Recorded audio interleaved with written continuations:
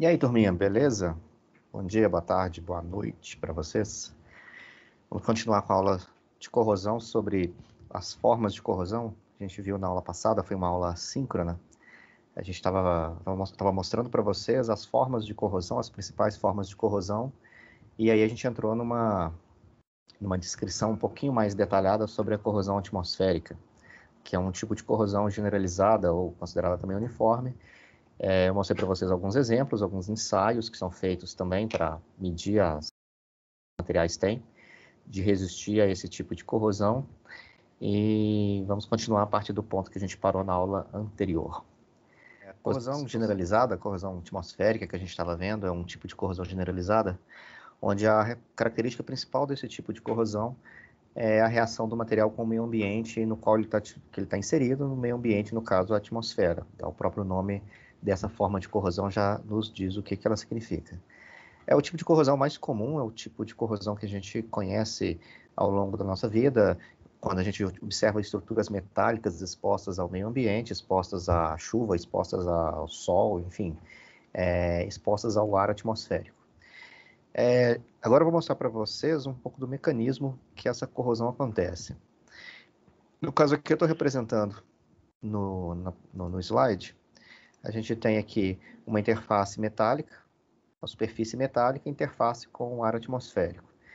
Quando a gente tem ausência absoluta de água, alguns autores até consideram esse tipo de corrosão como sendo uma corrosão química, porque na ausência de água não se formam regiões anódicas e regiões catódicas. E aí não há um fluxo de elétrons entre essas duas regiões, não há um fluxo de elétrons pelo material metálico,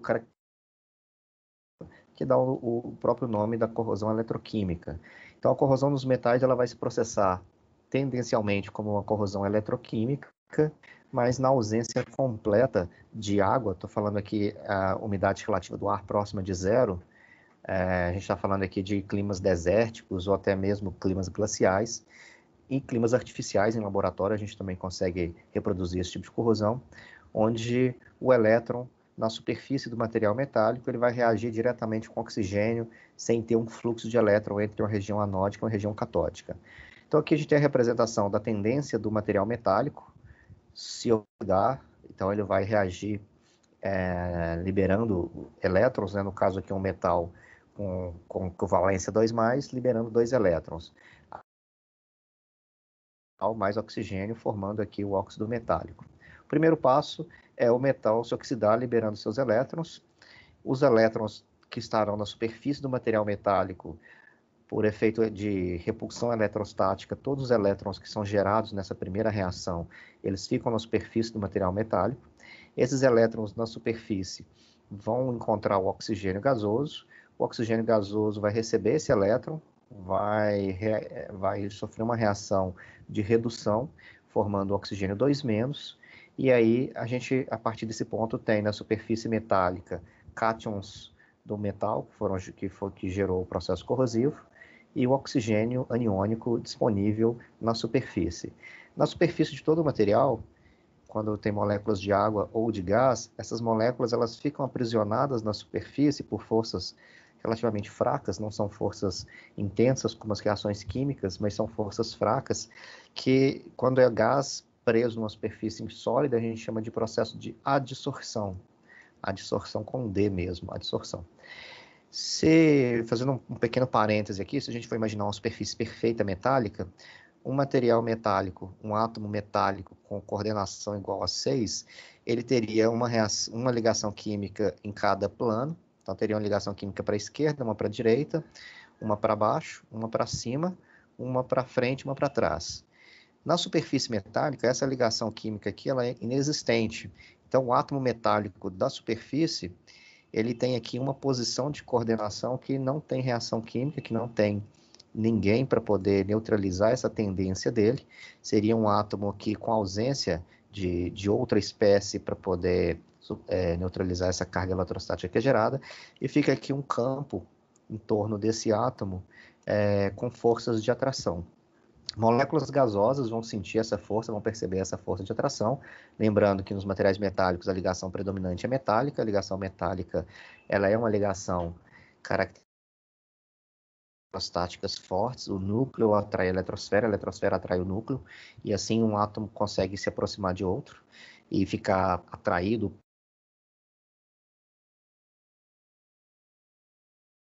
Moléculas gasosas ou até mesmo líquidas podem chegar nessa superfície e ficar atraídas por essa superfície. Então, o oxigênio gasoso ele vai sentir esse campo eletrostático gerado aqui na proximidade do material, na superfície do material, e vai existir uma interação entre essa molécula gasosa e esse átomo superficial. Essa interação aqui é chamada de adsorção.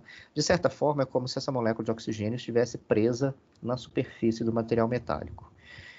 Bom, voltando aqui então para a reação de oxirredução que acontece na superfície, o elétron que está na superfície encontra esse oxigênio gasoso que está dissolvido na superfície. Esse oxigênio gasoso vai reagir com o elétron e formar o ânion O2-. O cátion metálico que foi produzido quando o elétron foi liberado vai então perceber esse ânion O2-, vai haver também uma interação entre essas duas espécies, produzindo aqui o óxido metálico na superfície do material. Então é a reação direta de oxidação do metal com a redução do oxigênio, formando o óxido metálico, uma reação representada de forma resumida como metal mais oxigênio, formando o óxido metálico. A partir do aqui representando essa parte de adsorção e as primeiras reações químicas produzindo óxidos. Cada ponto onde um óxido é formado, um primeiro grupamento, um primeiro cristal de metal oxigênio que é formado, a gente considera esse ponto como um ponto de nucleação e a partir daí se dá o crescimento lateral dessa camada de óxido. Então, mais átomos vão oxidar, mais átomos metálicos vão oxidar, mais moléculas de oxigênio vão reduzir e essa camada vai crescer lateralmente até cobrir toda a superfície do material metálico. Uma vez que uma primeira camada aqui de poucos átomos de espessura é formada em toda a superfície metálica, a partir desse ponto, o oxigênio da atmosfera ele não está mais adsorvido na superfície do material metálico. Ele vai estar adsorvido na superfície da camada de óxido, vai existir uma camada de óxido na interface, aqui o metal, óxido, e o oxigênio, então, agora encontra uma barreira para encontrar o material metálico. Durante essa fase inicial aqui, depois que forma a primeira camada na superfície do material metálico, o oxigênio, para chegar a encontrar a superfície metálica, onde tem os elétrons, lembrando que o elétron aqui fica na superfície metálica, e essa camada de óxido, ela é tendencialmente uma camada isolante. Como essa camada é muito fina, existe aqui uma probabilidade muito alta do elétron passar por essa camada. Passando por essa camada, ele vai encontrar o oxigênio que está do lado de fora dissolvido, o oxigênio forma ânion, e esse ânion, então, vai ter uma probabilidade alta também de passar por essa camada para encontrar o cátion metálico que se formou aqui quando o elétron foi cedido. Da mesma forma, o cátion metálico também já tem uma probabilidade de atravessar a camada por difusão. Todos esses processos aqui são os processos difusionais. Esse cátion também vai atravessar essa camada, e aí a gente vai ter um transporte de massa e transporte de elétrons através da camada de óxido, continuando com o processo de oxidação. Porém, como agora a gente está envolvendo processos difusionais, essa etapa é um pouco mais lenta do que a etapa inicial de formação da primeira camada de óxido na superfície. Aqui está ilustrando esse crescimento dessa camada de óxido, né? O ânion oxigênio difundindo pela camada de óxido, o elétron atravessando a camada de óxido e o cátion metálico difundindo também pela camada de óxido. E essa etapa de crescimento do filme com a oxidação, com a continuação da oxidação do material metálico que está abaixo da superfície. Uma vez que essa camada atinge valores mais espessos, né? A gente está falando de alguns nanômetros de espessura, enquanto que as primeiras camadas com poucos átomos estão na casa dos angstroms, a gente já começa a ter camadas de filme já um pouquinho espessas na espessura de nanômetros. Essas camadas podem sofrer trincas, elas podem gerar ali defeitos na sua superfície, poros e trincas, facilitando o processo de oxidação, facilitando o oxigênio atingir a superfície metálica, facilitando o transporte de ânion e de cátion através da camada do filme, porque nos pontos de defeito, essa camada vai ter uma espessura menor. Então aqui está representando uma trinca, um defeito na superfície, que é um fator que aumenta o processo corrosivo, porque aumenta a disponibilidade de oxigênio na superfície metálica. E uma aqui representando uma trinca grande, já uma fissura grande, onde o oxigênio consegue atravessar diretamente e encontrar a superfície metálica. Alguns óxidos têm características de serem formados com muitas trincas, com muitos poros, com muitos defeitos, como é o caso dos óxidos de ferro. A maioria deles tem características pouco protetivas, porque a camada de óxido que é formada ela é cheia de defeitos. E alguns outros óxidos, como é o caso do óxido de alumínio, óxido de cromo, óxido de silício, apresentam camadas muito densas e com pouquíssimos defeitos, de forma que essa camada formada de óxido passa a ser um dificultador no processo corrosivo, gerando aqui um impedimento, gerando aqui uma intensa redução na taxa de corrosão.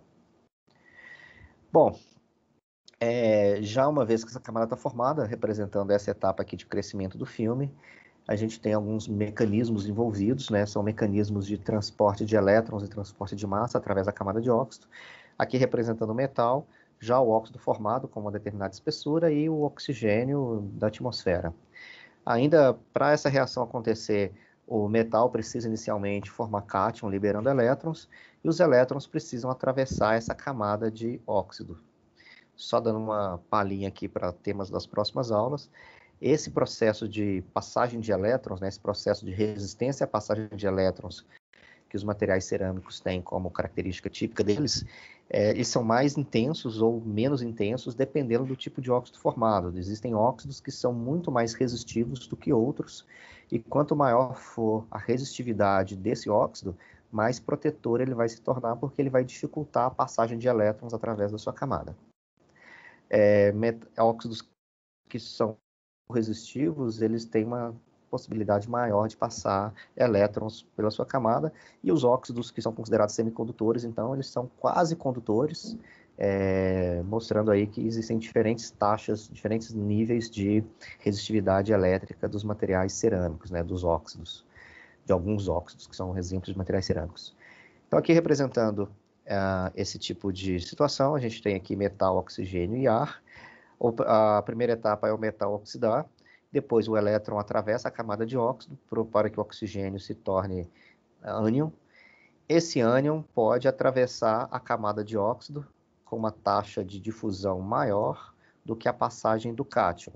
E aí, quando ele atingir a superfície do material metálico, ele vai encontrar já cátions metálicos formados na primeira etapa, gerando aqui a formação de óxidos na interface metal-óxido, gerando então um crescimento de camada nessa interface aqui. O óxido ele vai crescer de baixo para cima, vai haver um crescimento de óxido, e os novos cristais de óxido sendo formados serão formados na parte interior da camada de óxido, na interface com o material metálico. Isso acontece porque o oxigênio aniônico ele vai ter uma taxa de difusão maior que o cátion metálico que foi gerado. Isso acontece, por exemplo, com os óxidos de titânio e os óxidos de zircônio. Então, é uma diferença de taxa de difusão, e nesse caso a gente fala que é um processo dominado por uma difusão aniônica, né? O ânion se difunde com a taxa maior. O contrário, quando o cátion metálico tem uma taxa de difusão maior que o oxigênio aniônico, o metal, sempre o primeiro passo do processo corrosivo é o metal oxidar liberando elétrons. O elétron vai atravessar a camada, vai atingir o oxigênio, vai encontrar o oxigênio vai reduzir para ânion, mas o cátion tem uma taxa de difusão maior. Então a gente considera que o cátion difundiu para a superfície, e na superfície o ânion encontrou o cátion formando o óxido metálico. Esse tipo de crescimento da camada de óxido é dominado por uma difusão catiônica, e ele gera um problema adicional, que é a presença de defeitos, até a presença de buracos na superfície metálica. Se o cátion está saindo da superfície metálica e indo para a superfície do óxido, a camada vai crescer na superfície, ela vai deixar cavidades, vai deixar vacância, vai deixar buracos na base da interface metal-óxido. Isso faz com que o óxido se torne mais quebradiço, porque ele pode ser submetido a um esforço de flexão sem uma estrutura aqui embaixo para segurar ele, então ele vai acabar trincando por momentos de flexão que são gerados por esforços externos, fazendo com que essa estrutura fique menos resistente do que a estrutura inicial que eu mostrei para vocês. É o caso do ferro, do cromo, do cobre. Não é a única característica, né? Aqui tem o cromo que gera um óxido bastante resistente, mas é uma das características a serem levadas em consideração, é a difusão catiônica, que gera um pouco menos de resistência à corrosão do que a difusão aniônica. Então, nesse caso aqui, o óxido vai crescer na superfície, na interface óxido com a atmosfera.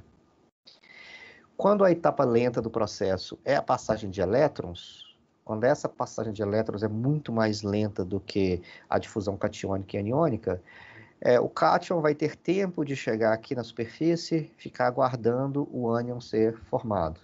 Quando algum ânion é formado, esse ânion vai ter tempo de chegar aqui na interface, esperando algum cátion ser formado. A etapa lenta é a passagem de elétrons. Isso acontece com óxidos de alta resistividade elétrica, como é o caso do alumínio. E nesse caso, o filme vai crescer tanto na interface metálica quanto na interface atmosférica. Nós vamos ter aqui duas frentes de crescimento do filme, e os óxidos são caracterizados por óxidos extremamente isolantes. Então, esse é o mecanismo de crescimento da camada no processo de corrosão na ausência de umidade, onde o metal reage diretamente com oxigênio gasoso sem haver fluxo de elétrons por grandes distâncias no material metálico. Grandes distâncias, a gente está dizendo aqui em torno de alguns planos atômicos, alguns espaçamentos atômicos.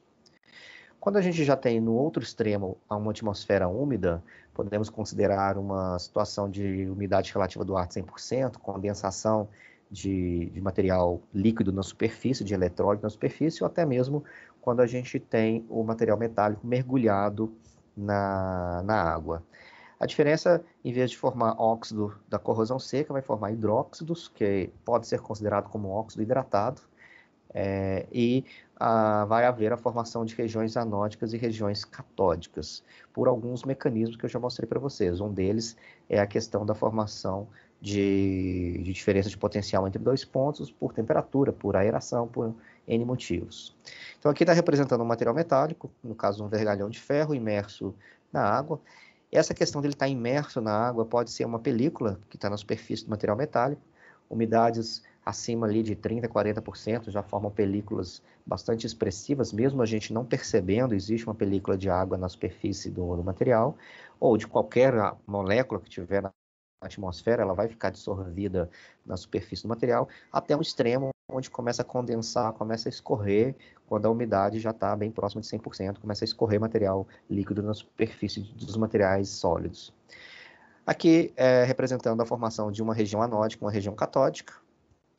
Eu mostrei para vocês a experiência da gota d'água na aula anterior, né?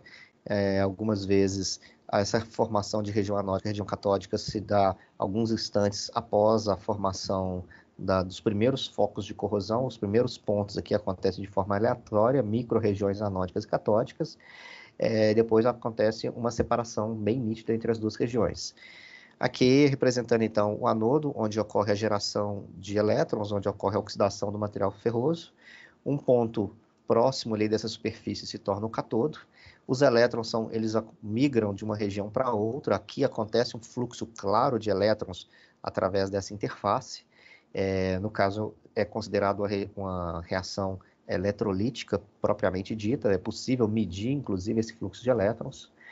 E onde se torna a região catódica, os elétrons ficam disponíveis, concentrados nessa região, e nessa região acontece a redução do oxigênio. No caso aqui, o agente redutor oxigênio dissolvido na água, a reação do material metálico com oxigênio dissolvido na água, mais a água forma a hidroxila. Eu mostrei para vocês, né, que o metal vai oxidar liberando elétrons, formando o cátion, e no caso da oxidação, da reação de redução do oxigênio dissolvido em água, oxigênio mais água mais elétron vai formar hidroxila. Em vez de formar O2-, forma OH-. Então, essa reação aqui acontece no cátodo. Essa hidroxila formada fica dispersa em água, no eletrólito tem uma alta dispersão, alta solubilidade da hidroxila, e os cátions formados também a tendência é ficar dispersos em solução. Esses cátions são solvatados na solução. Uma vez em solução, tanto a hidroxila quanto os cátions metálicos, eles vão reagir formando hidróxido longe da superfície. Esse longe da superfície impede a formação de uma película.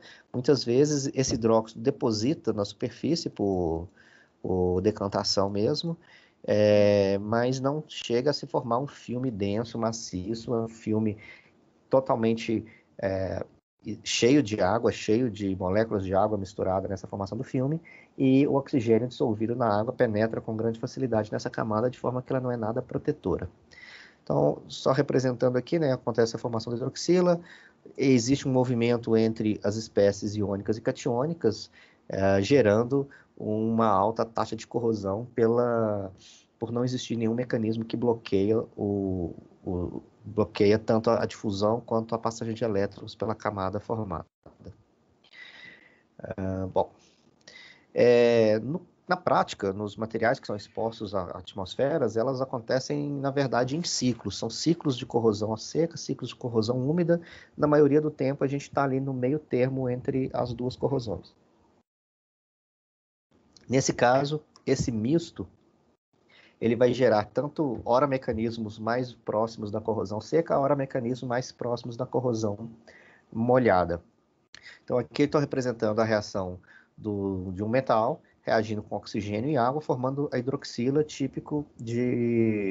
formando o hidróxido típico de corrosão úmida. Esses hidróxidos formados, eles podem ter várias fases cristalinas, então estou mostrando para vocês aqui a lepidocrocita, que seria o hidróxido na fase alfa, a goetita na fase gama, e a magnetita, que seria um óxido na ausência de água, ou uma conversão do hidróxido formado em um óxido de ferro. É um dos tipos de óxido de ferro. A gente pode formar FeO, Fe2O3 ou Fe3O4. A magnetita, ela é um estágio final de secagem, vamos dizer assim, né, de desidratação dos hidróxidos formados aqui na fase úmida. De uma forma geral, a gente está falando da ferrugem que a gente conhece, aquele produto castanho avermelhado, típico, coloração típica dos hidróxidos de ferro.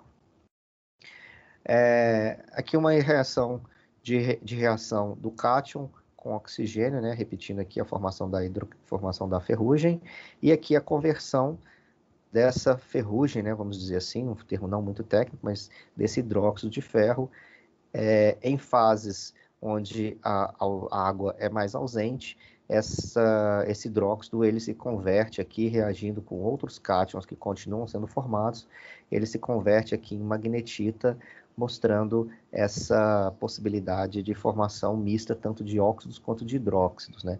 Ficou um errozinho aqui no slide, que eu esqueci de apagar, mas só representando a interface metal com algum tipo de óxido na superfície. Então aqui mostra essa variação entre as fases secas e fases úmidas. Uma vez que a fase úmida forma os hidróxidos, esses hidróxidos se decompõem em óxidos em ausência de umidade, além do próprio processo de formação de óxido de ferro da corrosão a seco. Corrosão atmosférica com ausência de umidade relativa do ar. Bom, a forma de proteção mais comum para a corrosão atmosférica é o processo de pintura, é um processo de proteção dos materiais metálicos por recobrimento polimérico.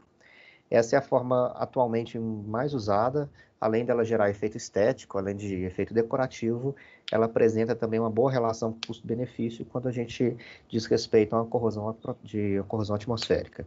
Alguns materiais específicos, alguns produtos específicos, eles não possuem proteção contra a corrosão atmosférica, podendo gerar um produto com superfície de óxido, não tem problema. Algumas peças automotivas são feitas de ferro fundido.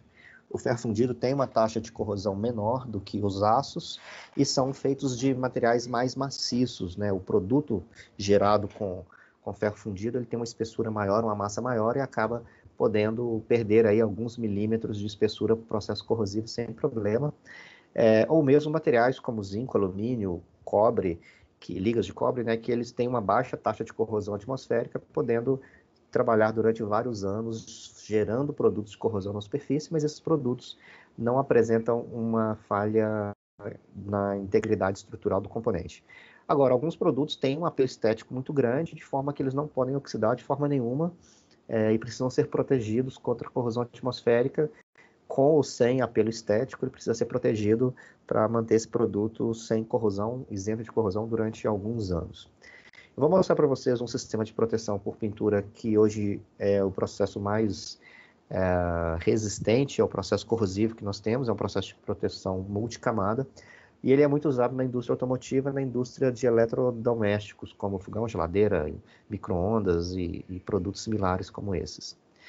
Esse processo de proteção multistrato, ele parte da base ferrosa, que pode ou não ter a presença do zinco. Então aqui eu estou representando já o processo com a presença do zinco, que gera um poder extra de proteção. No caso aqui é um revestimento metálico de zinco sobre a superfície de uma peça ferrosa, no caso aqui ilustrando uma peça de aço.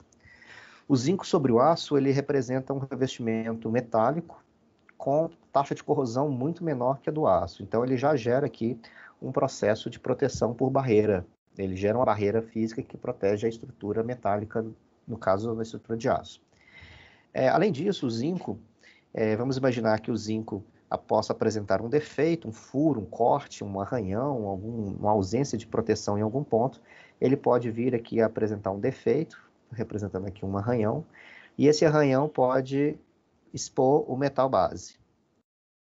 Vamos imaginar que choveu, molhou, caiu uma gota d'água, um eletrólito, zinco em contato direto com o eletrólito, aço em contato direto com o eletrólito, forma uma pilha galvânica.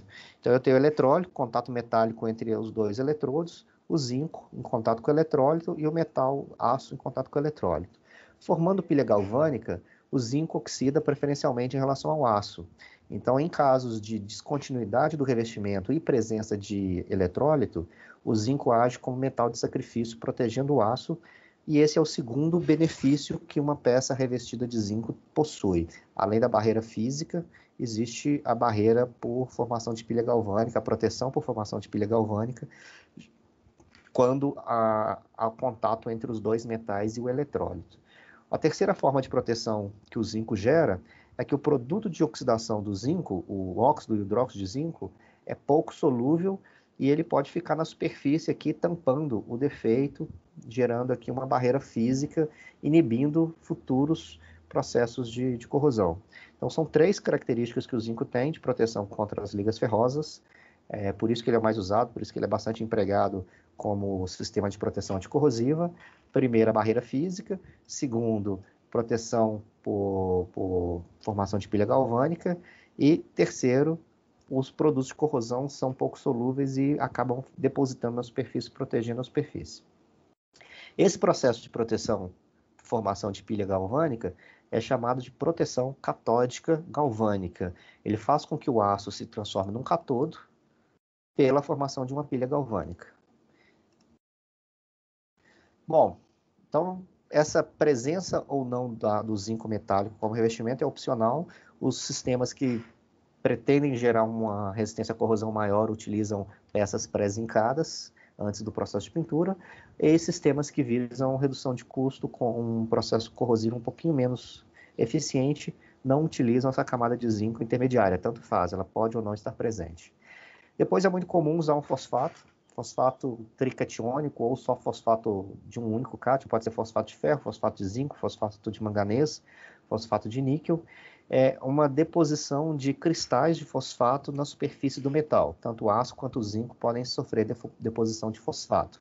Esse fosfato é um material cerâmico, que por si só é uma barreira contra o processo corrosivo, uma barreira muito eficiente.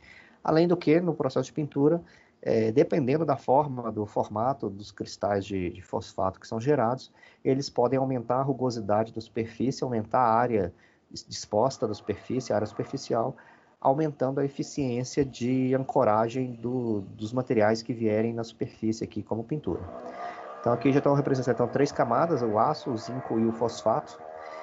Por cima desse fosfato é utilizado uma tinta de alta proteção contra corrosão, normalmente de base epóxi, normalmente por deposição, eletrodeposição. Essa tinta é chamada de E-coat ou de tinta catódica. Na indústria é muito comum falar de tinta catódica, E-coat, tinta cataforética, algum desses nomes são usados. É um polímero que é conduzido para a superfície do material metálico por diferença de potencial e a espessura dessa camada é controlada pelo tempo de exposição e pela corrente. Como ela tem uma base epóxi, é um polímero termofixo de alta resistência mecânica e gera uma boa resistência à corrosão aqui na superfície do fosfato com uma boa ancoragem, porque o fosfato ele é bastante rugoso aqui na sua superfície. Por cima desse E-coat vem uma tinta que é conhecida como primer, primer shop ou só primer. Esse primer é uma tinta de cor uniforme, geralmente clara, uma tinta branca, bege, cinza claro. São tintas com um poder de cobertura muito forte, então ela tampa muitos defeitos, tem muitos sólidos suspensos nessa tinta para poder tampar todos os defeitos gerados nos processos aqui de produção do aço, deformação da chapa, pontos de soldagem, pontos de alta taxa de deformação, por exemplo, numa estampagem, numa dobra, onde o zinco fica marcado, o zinco fica com a coloração diferenciada, o fosfato e a tinta catódica aqui, elas podem deixar manchas também na superfície. O primer tampa todo mundo. O primer é como se fosse um fundo na pintura para garantir que a tinta colorida que vier por cima tenha sempre o mesmo padrão de cor. Por cima do primer vem o que a gente chama de base coat, que é a tinta colorida, no caso aqui representando uma tinta vermelha, e a última camada aqui de clear coat, que é um verniz. Então aqui a gente tem um pacote de proteção contra a corrosão muito eficiente e um pacote estético que também gera um ganho na corrosão, né? Não deixa de ser uma camada física que protege todo mundo da presença do oxigênio ou de qualquer espécie oxidante que tiver na superfície, que tiver na atmosfera, mas a função dessas três camadas aqui é mais estética e a função dessas camadas daqui de baixo são mais associadas à proteção contra a corrosão. Esse é o pacote de proteção contra a pintura atmosférica mais eficiente. Não vou dizer que é o mais eficiente que tem, porque existem variações de tinta E-coat, variações de fosfato, variações de processos de fabricação de aço de zinco, mas é um pacote com uma relação de custo-benefício muito boa e muito usada na indústria, principalmente de produtos de alto valor agregado, como automóveis e eletrodomésticos. Alguns utensílios, alguns celulares, algumas sofrem esse processo, mas ele é muito característico da indústria automotiva e da indústria de eletroeletrônicos. Algumas outras aplicações também utilizam peças zincadas, sem revestimento, sem pintura, só mesmo a peça metálica revestida de zinco, gera um processo de proteção contra a corrosão razoavelmente eficiente, mas não gera nenhum aspecto estético.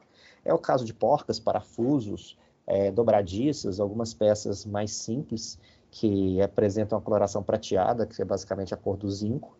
Essas peças elas têm uma resistência à corrosão menor, mas são produtos de menor valor agregado. Existem produtos que recebem uma camada de fosfato, principalmente fosfato de ferro, ou fosfato monocatiônico, que também já gera ali um aumento de resistência à corrosão. O fosfato ele retém muita oleosidade de peças, de algumas ferramentas que são utilizadas somente com fosfato, e essa proteção aqui usada gera ali um efeito muito bom de resistência à corrosão associado a efeitos estéticos. Então é possível encontrar produtos somente com zinco, produtos somente de aço, sem revestimento, produtos com aço com zinco, produtos com aço, zinco, fosfato, ou só aço, fosfato, mas aqui eu trouxe para vocês a representação da pintura como um todo, representando aí uma alternativa muito eficiente na proteção contra a corrosão atmosférica, tanto seco, molhado. Esse pacote de proteção é bastante eficiente. A aplicação desse sistema acontece em várias etapas, então eu estou representando aqui o processo de pré-tratamento e o processo de pintura catódica. A primeira etapa é uma boa limpeza da superfície do produto, para tirar resíduo de óleo, resíduo de solda, resíduos indesejáveis na superfície. Alguns produtos recebem antes do desengraxe, depois do desengraxe, um processo de limpeza química, geralmente com ácido sulfúrico ou ácido clorídrico, o mais usado é o clorídrico, que ele vai dissolver completamente os produtos de corrosão já formados. Essa etapa é bastante importante quando a matéria-prima já apresenta alguns focos de corrosão. Também é chamada de... O nome fugiu aqui agora. Decapagem. O processo de decapagem ácida que ele retira ali toda a superfície de óxidos, todos os óxidos presentes na superfície. Bom, vamos imaginar um produto sem óxido, né, que já chega aqui na etapa do produto, na ausência de óxidos na superfície, ele passa por um processo de desengraxe, que é um processo de limpeza com sabão, propriamente dito, sabão normalmente alcalino, que vai remover toda a sujeira da superfície, toda a oleosidade da superfície, depois uma etapa de enxágue para tirar esse sabão da superfície. O condicionador de superfície, ou refinador, ele é utilizado principalmente para melhor ancoragem do fosfato. Esse condicionador são produtos, são banhos contendo sais de titânio. Esses sais de titânio ficam secos na superfície do material metálico e eles são pontos de nucleação para crescimento de cristais de fosfato. Depois aqui um banho de fosfato, que eu vou mostrar para vocês com um pouquinho mais de detalhe mais para frente. Uma etapa de enxágue e um passivador. O passivador é um produto contendo óxido de cromo, alguns tipos de sais de cromo, melhor dizendo, não é óxido de cromo, são sais de cromo, para poder fechar os poros ainda residuais do processo de fosfatização, selando, de certa forma, os cristais de fosfato. Aqui enxágue com água deionizada e aplicação da primeira camada de tinta, propriamente dita, que é o E-coat, tinta normalmente normalmente epóxi, aplicada por processo de deposição eletrolítica. Essa tinta é conduzida para a superfície por diferença de potencial. Esse enxágue permeado, ele é um enxágue contendo um fluido que foi extraído da própria tinta. Se a gente pensar, a tinta é um polímero suspenso em um tipo de solvente, né? Então, quando o material, o produto a ser pintado passa pelo banho de tinta catódica, existe uma camada de tinta catódica bem aderida, bem densa na superfície do material metálico, mas existe também um tanto de moléculas não reticuladas ainda, que estão em excesso na superfície do material. Se a gente fosse usar um banho de água normal, a água ia levar essa tinta embora, ia ter um banho aqui de tinta diluída, que não poderia ser usada porque está diluída e teria que ser jogada fora, porque eu preciso de água limpa para poder limpar o próximo produto que vem a seguir. Só voltando aqui um pouquinho, esse tipo de processo em sequência é usado para produções consideradas assim, em linhas, né, um produto atrás do outro, onde o produto passa, emerge no tanque, emerge no outro tanque, emerge no outro tanque, emerge no outro tanque, e na sequência vem um outro produto atrás dele que vem passando por esses tanques também, é um processo de produção contínua. Então, voltando aqui ao enxágue permeato ou permeado com D, em português a gente escreve com D, mas algumas bibliografias mantêm a letra T, ou do inglês, ou do italiano, que a palavra derivou, que é o próprio fluido da tinta, é extraído um pouco de fluido dessa tinta catódica, passa para um processo de filtragem, todos os sólidos ficam retidos aqui dentro, sai só o solvente, propriamente dito, dessa tinta, ele vem para cá, enxágua o produto, e depois que ele enxagou o produto, ele volta para cá sem diluir o processo original de pintura. Então, um pouquinho do produto sai, limpa a carroceria limpa a superfície do material, leva embora esse excesso aqui de produto, chega a ser até 40% de moléculas de tintas que ficam aderidas na superfície, 40% além do necessário para formar a camada.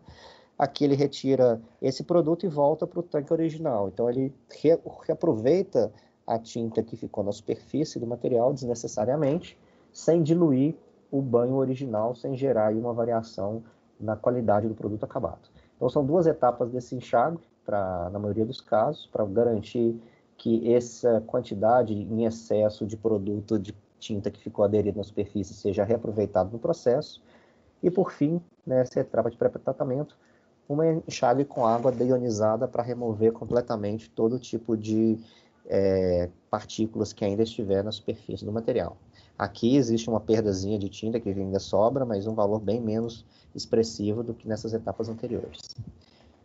Essas imagens aqui representam alguns tipos de banhos, né? Então a gente pode ver uma instalação industrial com uma piscina, contendo aqui uma quantidade de líquido, né? Nesse caso aqui são enxágues, são banhos de enxágue. Ou essa aqui, pela coloração, parece ser o banho de fosfato, mas aqui é um enxágue com água, onde esse material ele é mergulhado e removido da superfície. Existem vários tipos de configurações, o produto pode ser suspenso numa cesta e mergulhado no banho,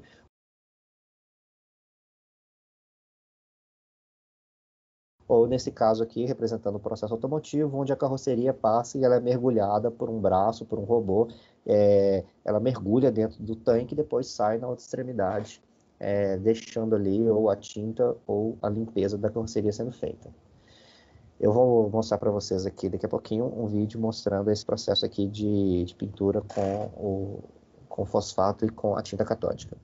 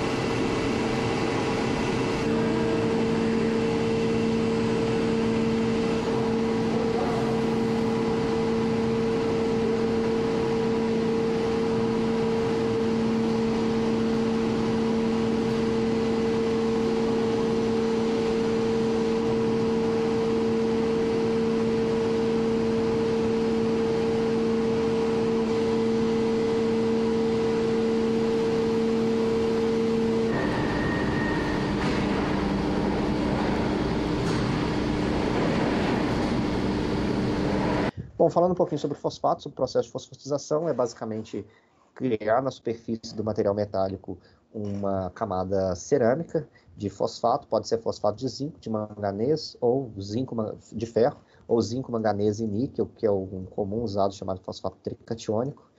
Existe uma variação de fosfato orgânico, onde são fosfatos não de cátions metálicos, e eles são usados normalmente sobre aço galvanizado, que é aço recoberto de zinco, alumínio, magnésio, prata, estanho, que eu não coloquei aqui, mas também pode ser utilizado, e peças de base de zinco mesmo, de líquidos de zinco.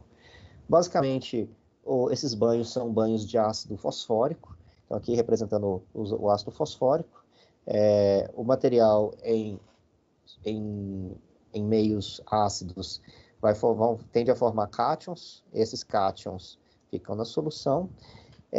Esses cátions, aqui representando o cátion de zinco, representando o cátion de ferro e de zinco, em solução, em contrato com fosfato, vindo do ácido fosfórico, formam fosfatos de ferro e fosfatos de zinco, como representação pode ser fosfato de níquel, pode ser fosfato de manganês, então é só a representação das possibilidades. Esses fosfatos são pouco solúveis, são muito pouco solúveis no meio e acabam formando cristais e depositando, se precipitando na solução. Como existe aquela etapa anterior que eu mostrei para vocês de condicionador ou de refino, onde sais de titânio são deixados na superfície do material metálico, esses pontos contendo sais de titânio são pontos de nucleação, e esses fosfatos que são insolúveis, que são formados aqui pela reação de cátions mais o fosfato do ácido fosfórico, eles vão preferencialmente nuclear e crescer a partir desse ponto de nucleação, formando assim uma película em toda a superfície do material metálico. Vários pontos de nucleação vão crescendo cristais, e esses cristais se encontram formando um filme, gerando ali uma cobertura completa sobre o material metálico. Aqui eu estou mostrando para vocês uma chapa de aço SAE 1010, sem fosfato, com ampliação aqui de 20 microns, vocês podem verificar pela barrinha de escala, e aqui com a mesma ampliação, a barrinha de escala de 20 microns, já contendo o fosfato. Nesse caso aqui é um exemplo de fosfato de zinco. Então, mostrando para vocês aqui as lamelas que são geradas na superfície metálica, que aparentemente não tinha nada.